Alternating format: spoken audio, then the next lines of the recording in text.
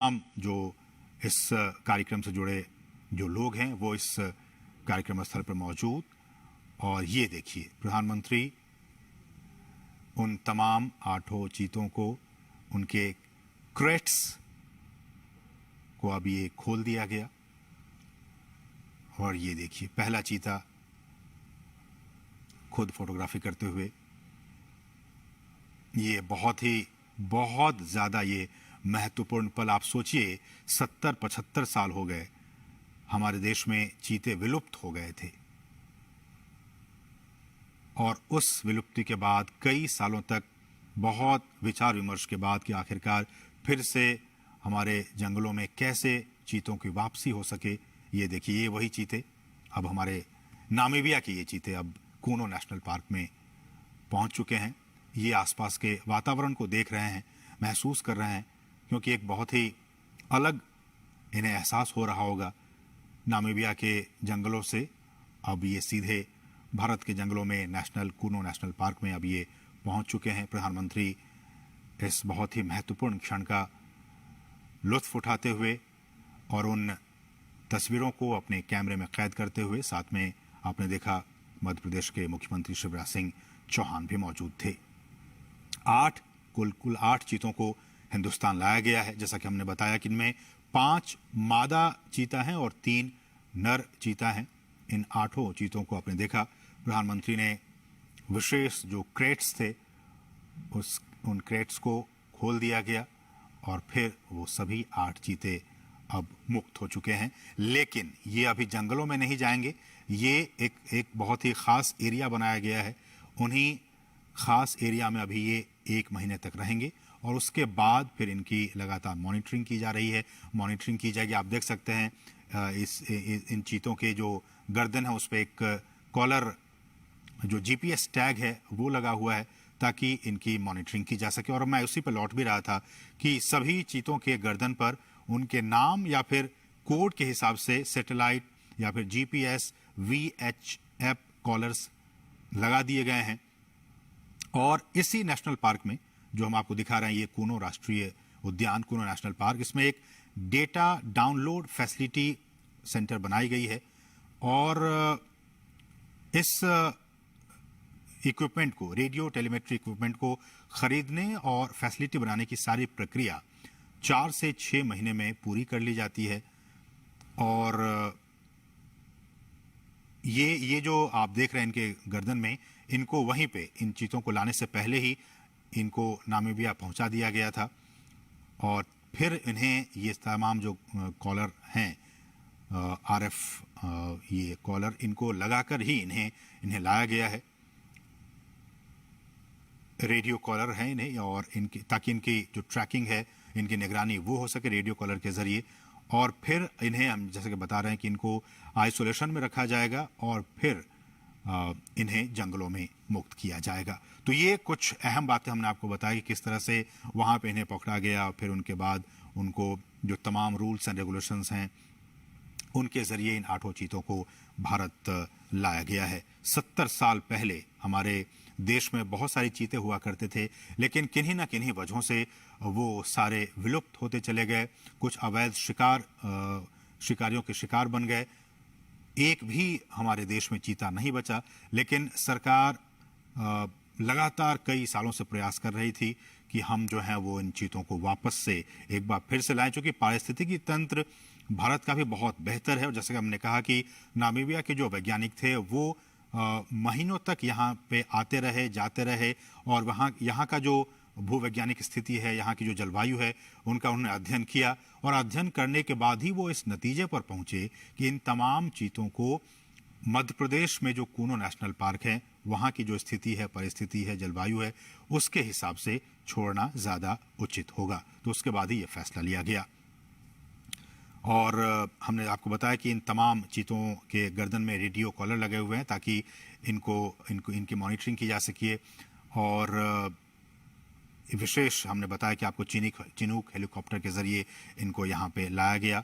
और प्रधानमंत्री मोदी, आप देख सकते हैं, इनको विशेष जो क्रेट्स थे उनको खोलकर, और प्रधानमंत्री ने इनको खुद वहाँ मुक्त किया। वो वहाँ पे अब विचरण कर रहे हैं।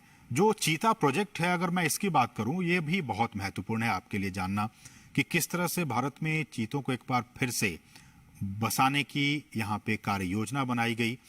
और इस योजना के तहत 5 साल में देश के कई नेशनल पार्क में ऐसी उम्मीद की जा रही है, जो हमारे वैज्ञानिक हैं, जीव वैज्ञानिक हैं, उनकी तरफ से ये कहा जा रहा है कि अगर ये ट्रांसलोकेशन और यहाँ पे ये सारी चीज़ें सही अनुमान के मुताबिक, प्लानिंग के हिसाब से सब कुछ ठीक रहा, तो आने वाले 5 से 10 साल में इनके जरिए और भी जो बच्चे होंगे उनको ऐसे उम्मीद की जा रही है कि 40 से 50 चीते पैदा होंगे और फिर उनको देश के अलग अलग नेशनल पार्क में फिर उन्हें बसाया जाएगा। बहुत ही महत्वपूर्ण। अभी तो सिर्फ ये 8 चीते कूनो नेशनल पार्क में आए हैं, लेकिन इन के बाद इनकी जब आबादी बढ़ेगी, ऐसी उम्मीद की जा रही है कि 40 से 50 के तादाद में इनकी आबादी होगी आने वाले 5 सालों में।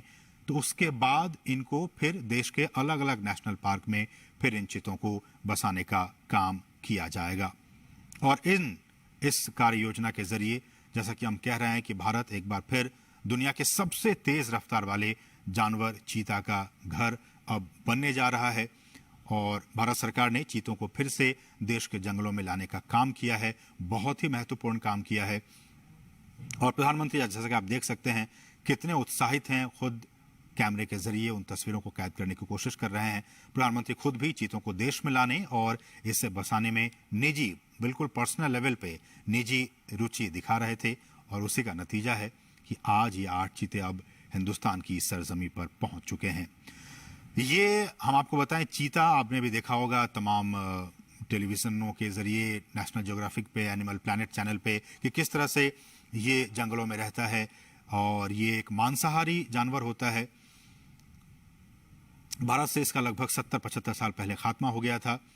और कहा जाता है कि अवैध शिकार जो रहा, वो एक बहुत अहम वजह रहा इनके एक्सटिंक्ट होने के, इनके विलुप्त होने के। ज़्यादा शिकार, और ये भी कहा जाता है कि जो चीतों का जो नेचुरल हैबिटेट था, उनको भी काफ़ी नुकसान पहुंचा था, इसलिए धीरे धीरे विलुप्त हो गए। बहरहाल देश में चीतों को फिर से लाया गया है। और हमारे जो जंगल हैं, उनका जो इकोसिस्टम है, उनका जो पारिस्थितिकी तंत्र है, ये अब उनके लिए वरदान साबित हो सकता है। जैसा कि हम सभी जानते हैं कि ये जो जानवर है, ये जो चीता है, वो खुले मैदानों में रहते हैं।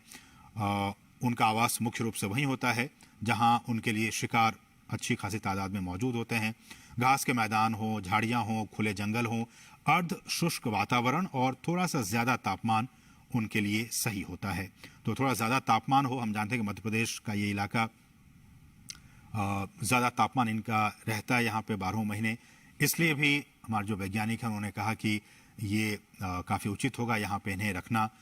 घास के मैदान हैं, झाड़ियाँ हैं, खुले जंगल हैं, ये तमाम चीज़ें इनके अनुकूल हैं इनको यहाँ पे रखने के लिए, इसलिए यहाँ पे इन्हें लाया गया। चीतों को बचाने के लिए उनके शिकार करने के आधार, उनको हमें बचाने की ज़रूरत है। उनके शिकार के आधार, करने के आधार को हमें बचाना होगा, जिसमें कुछ खतरे में पड़ी प्रजातियां भी शामिल हैं, बल्कि घास के मैदानों की जो दूसरी अन्य लुप्त प्राय प्रजातियां हैं और खुले वनों का जो इकोसिस्टम है, जो पारिस्थितिकी तंत्र है, उन्हें भी हमें बचाना होगा। जिस बेस पे हम वही कह रहे हैं कि जिस बेस पे, जिस आधार पे ये तमाम चीते यहाँ जिंदा रहेंगे, यहाँ रहेंगे, उस बेस को भी, उस आधार को भी हमें बचा कर रखना होगा। तभी तो ये उस इकोसिस्टम में आराम से रह पाएंगे। इसलिए भी हम बार बार ये कह रहे हैं और सरकार भी कह रही है कि उस सिस्टम को, उस बेस को हमें बचा कर रखना होगा। चीतों को वापस लाने से देश में खुले जो जंगल हैं, उनको बचाने के काम को भी अब काफ़ी मजबूती मिलेगी। और ये भी देखा गया कि बड़े जो मांसाहारी जानवरों में मानव जो इंटरेस्ट है, ह्यूमन इंटरेस्ट, मानव हितों के साथ संघर्ष चीतों में सबसे कम पाया जाता है। दूसरे जो ऐसे वाइल्ड एनिमल्स होते हैं, उनके साथ मैन एनिमल कॉन्फ्लिक्ट होते रहते हैं, अक्सर होते रहते हैं, लेकिन चीतों के साथ ऐसा नहीं है। चीतों के साथ जो मैन एनिमल कॉन्फ्लिक्ट है, वो बाकी जो ऐसे एनिमल्स हैं, वाइल्ड एनिमल्स हैं, उनके मुकाबले काफ़ी कम ऑब्जर्व किया गया है, काफ़ी कम देखा गया है। वो सामान्यतया मनुष्यों के लिए खतरा नहीं होते हैं और जो बड़े पशु हैं उन पे भी वो सामान्यतया हमला नहीं करते हैं। और wild life trust of India ने इसकी शुरुआत की थी कि किस तरह से इसको लाया जाए, और दुनिया भर के विशेषज्ञों, पर्यावरण, वन और जलवायु परिवर्तन मंत्रालय सहित भारत सरकार के कई अधिकारियों, राज्य सरकार के अधिकारियों ने इसके लिए कई दौर की बैठकें की। भारत सरकार के अधिकारी, मध्य प्रदेश सरकार के अधिकारी, वन विभाग के अधिकारी, नामीबिया से जुड़े अधिकारी, इन तमाम अधिकारियों की कई महीनों से लगातार बैठकें हो रही थी ताकि ये सारा जो काम है वो बहुत ही इजी वे में हो सके।